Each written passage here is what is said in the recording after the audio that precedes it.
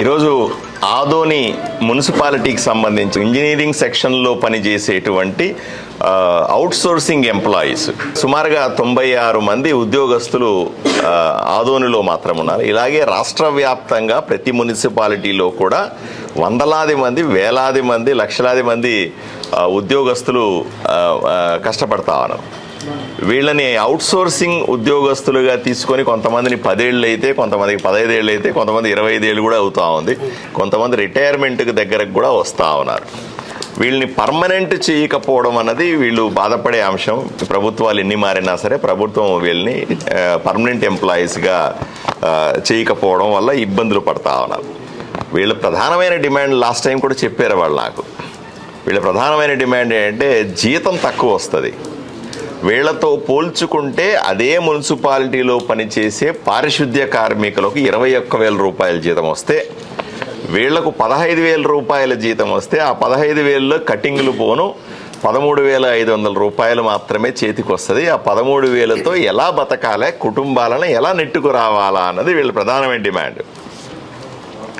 దాంతోపాటుగా retirement benefits లేవు అంటున్నారు. ఇక్కడ 2-3 రిటైర్మెంట్కి దగ్గరకు వచ్చాం. రిటైర్మెంట్ వస్తే ఓ పేపర్ చేతికి ఇచ్చి పంపిస్తారు తప్ప ₹1 చేతికి ఇచ్చి పంపించే పరిస్థితి లేదు. తర్వాత ఎలా బతకాలి మేము అనేది రెండవ ప్రశ్న వీళ్ళకి. మూడవ ప్రశ్న, ఈ వచ్చేది 13,500 అయితే ప్రభుత్వ పథకాలైనా వస్తాయి అంటే, నువ్వు ప్రభుత్వ ఉద్యోగి కింద పరిగణించబడతావు కాబట్టి నీకు ఎటువంటి ప్రభుత్వ పథకాలు రావు అనే సమస్య వల్ల ఇంకింత నష్టపోతా ఉన్నారు.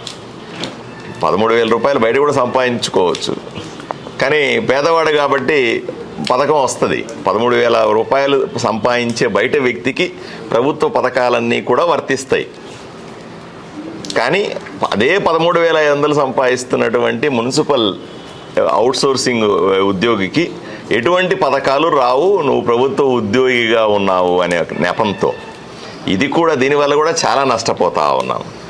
ఆరోగ్యపరంగా కష్టాలు, హాస్పిటల్ బిల్లులు, పిల్లల్ని చదివించుకోవాలంటే చాలా ఇబ్బందిగా ఉంది.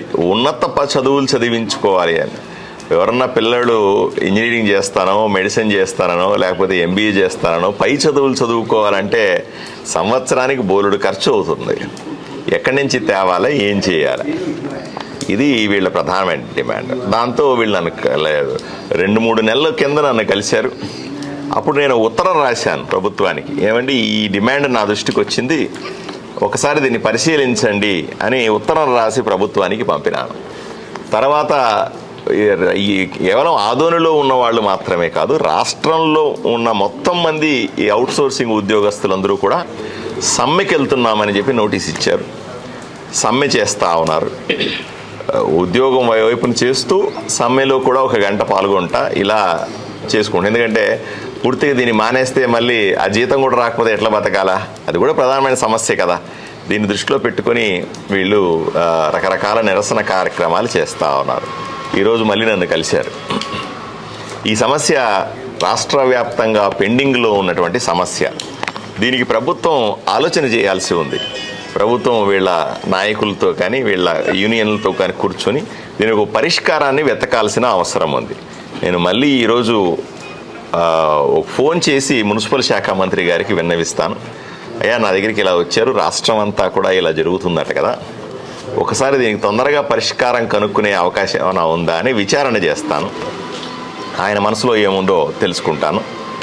వీలైన తొందరగా సమస్య పరిష్కరించమని నేను అభ్యర్థిస్తాను నా వైపు నుంచి. తప్పనిసరిగా వీలైనంత తొందరగా న్యాయమైనటువంటి ఈ డిమాండ్లు తీరుతాయని, వీళ్ళకు కూడా కొంత ఉపశమనం కలుగుతుందని మనస్ఫూర్తిగా కోరుకుంటా ఉన్నాను.